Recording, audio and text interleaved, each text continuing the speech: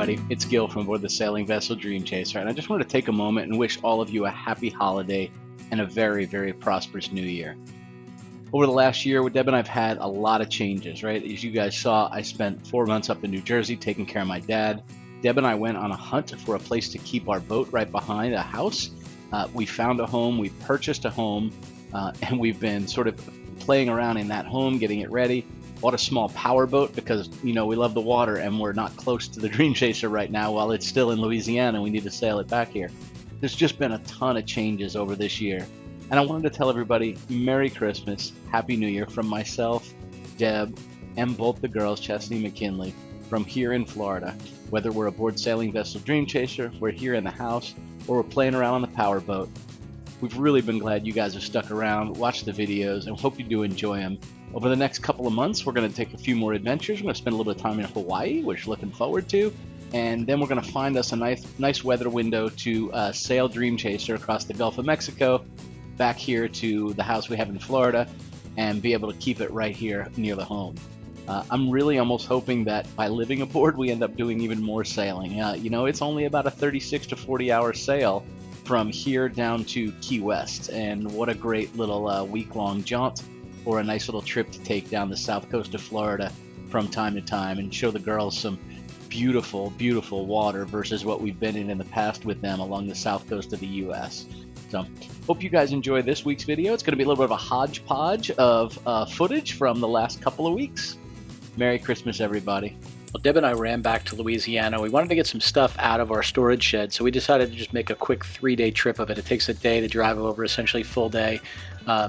We went ahead and came over to the boat, and then we were going to unload the storage shed. But, it's been a little while, right? And one of the things I'm always impressed with is how well these diesel engines will start up. So we boarded the boat. Deb went down below. Before I even went down below, I just popped up top, turned on the switches and whatnot, gave it a little bit of throttle, and away we went.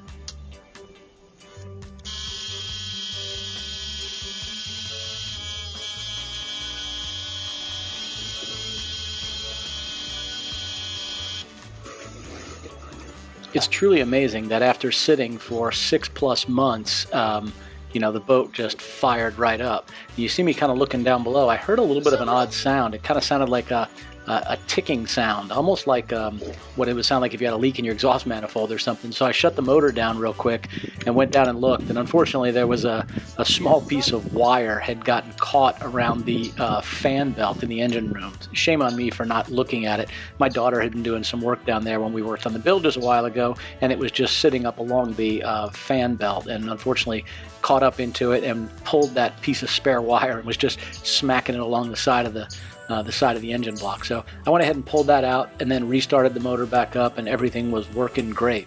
Love the fact that she started right up.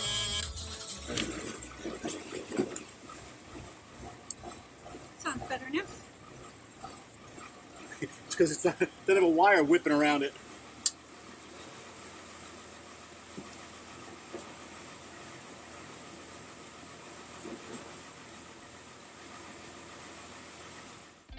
So after a good night's sleep, we went over to our storage sheds, and as I mentioned, this was really a mission to go try and unload some of the things out of the storage shed for 2 reasons. One, you can see we have 3 garage doors open here. Sadly, we have 2. One is for storage, the other is sort of my wood shop where I was doing all the work on the boat. You can see right there I'm actually pulling the bandsaw out.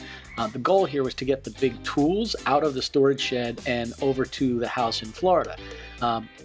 Additionally, we wanted to consolidate and get rid of the unit that Deb's parents had when they passed away, just as a way to remove some of the cost of having an additional storage unit here. But we went through all this stuff.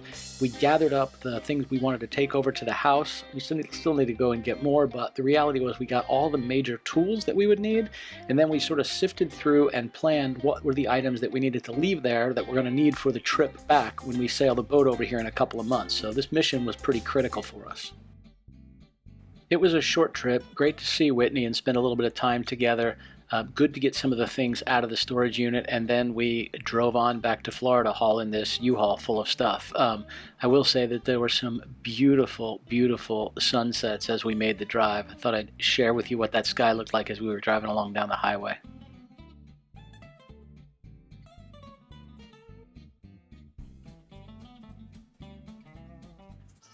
The next couple of weeks were pretty much a whirlwind as we started to prep for the first Christmas in the house. And, keep in mind, we have lived on the boat for 8 years, so it's been a long time since we've done Christmas in our own house. And this is the first one since we've had the girls now for 4 years where we had Christmas in the house. So in the corner of McKinley's room here, she set up her own Christmas tree. We got one for Chaz. Chaz didn't necessarily want the tree in her room, so she just used the big one out in the living room.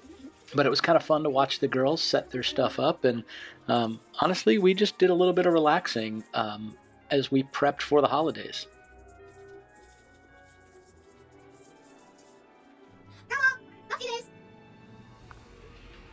I keep saying just how much we enjoy this outside area, and I'm not alone.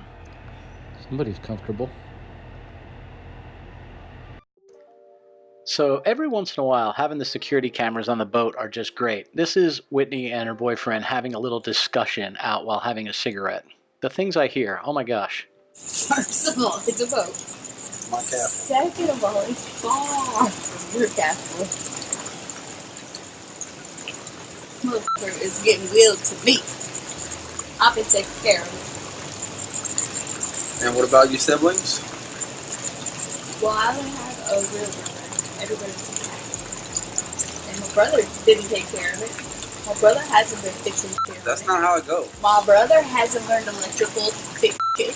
That's not how inheritances work. So we're just gonna split the mother right down the middle. Cut that bitch in half. This way. You can have the mermaid striker. Keep telling my dad, I'm like, you need to spend your money while you're still alive. I'm getting a boat. The funny thing is, she thinks she's getting a boat. I intend to be sailing on that thing somewhere, and hopefully Deb and I end up dying on it, sitting off some island, living in paradise when it finally does happen. But the funny thing is, she actually called and said, you got to look at the security cameras. We had the funniest discussion last night about the boat and inheriting it. One of the things we found out living here in Florida was that at Christmas time, people decorate the back of their homes along the waterfront side. So we decided to go ahead and hop in the boat and do a little cruising up and down in some of the canals. So we were just leaving the house before it got dark. I didn't get any footage of it because frankly, Christmas lights and a camera just don't come out very well. But we had a good time. We just kind of went up here. You could see just what a beautiful evening it was. We actually all made hot chocolate and brought little blankets, and we thought, oh, it'll be so fun. It'll be nice and cool. It wasn't cool. As a matter of fact, it was just too darn hot to even want to put on a blanket or drink hot chocolate. But the girls had fun, and we did as well. And it was cool seeing the decorations that people put up. Everything from like sea serpents made out of Christmas lights along the back dock walls to fishing Santa Clauses to Christmas trees and the whole bit. And after we did this, I came back and went ahead and decorated the back of our house as well. We had put Christmas lights up in the front, but decided to go ahead and do the same thing in the back just because, well, it seemed to be the thing to do, and it looked really cool when you look down the canal and you see all the lights on in the evening. It's really, it's kind of neat seeing a very different looking Christmas. As some of you may know, the house that was right next door to us was being built when we first bought this place, and it is since finished and the new folks had moved in. And the owner was telling me that he was going to have his dock removed and a new one put in there. So it was really kind of neat. Over the next couple of days, I watched this barge come over, and it was amazing. In one day, they pulled all the pylons out as well as the big slabs of concrete that made up the dock. They framed the whole thing up, and then after a couple of weeks or so, when the new pylons were in and set, they came back out and they poured the actual new concrete slab, if you will, that makes up the dock.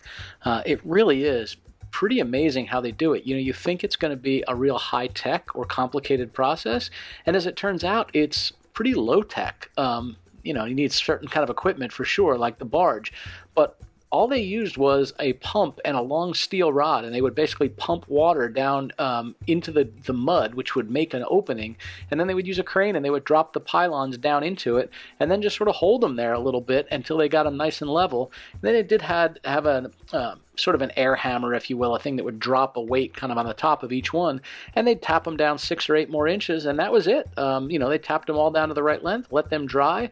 2 weeks later, they framed this thing out and then poured it, and it's a pretty simple process, actually.